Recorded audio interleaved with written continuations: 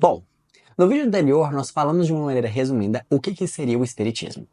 Aqui agora nós vamos falar sobre o conceito de alma. O que é alma na visão espírita? O que é espírito, enfim. Quando nós pensamos na palavra espírito, espírito vem do latim spiritus, que significa sopro. Sopro.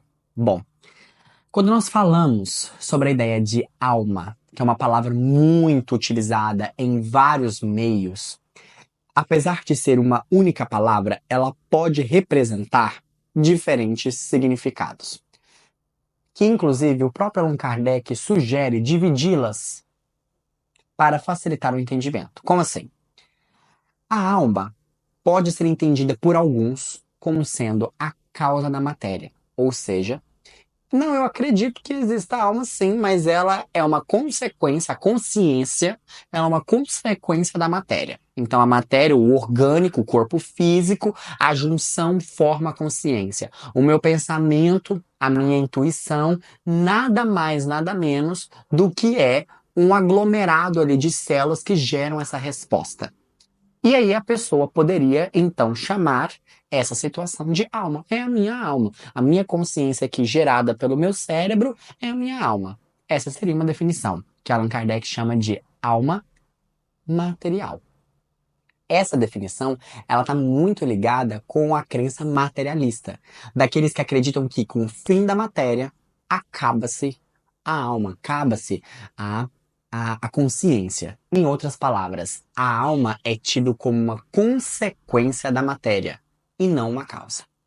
Porém, migrando para essa ideia, existe um conjunto de pessoas que acreditam sim que a alma é algo primário.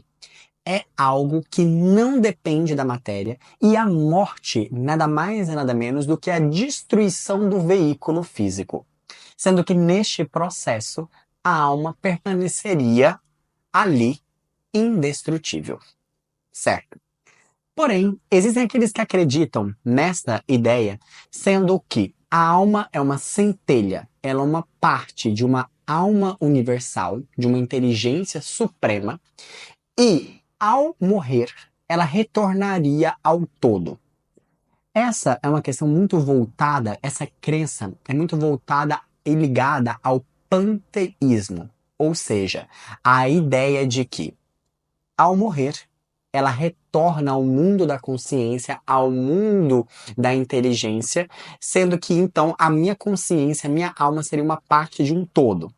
Qual que é a situação dessa crença que nós aqui questionamos? A seguinte situação: e a minha individualidade? Quando então eu morro, que essa alma volta ao local de origem, eu perco a minha individualidade, o meu indivíduo? A palavra indivíduo vem do latim individus, que significa aquele que não pode ser dividido. Ou seja, e a minha parte? E a minha consciência? E os meus gostos? Eu volto ao mesmo ponto? Se todas elas saíram dessa inteligência suprema, por que elas se manifestam de diferentes formas? Todos esses questionamentos são colocados por Allan Kardec. Essa seria, então, o que ele chama de uma alma inteligência, ou seja, uma alma partida de uma inteligência ali suprema. Então observem que essa ideia, ela está ali no meio do quê? Começamos então com uma alma sendo uma consequência da matéria, depois migramos para não, a alma é algo que existe independentemente da matéria, mas quando ela morre, ela volta para o local de origem e perde essa individualidade.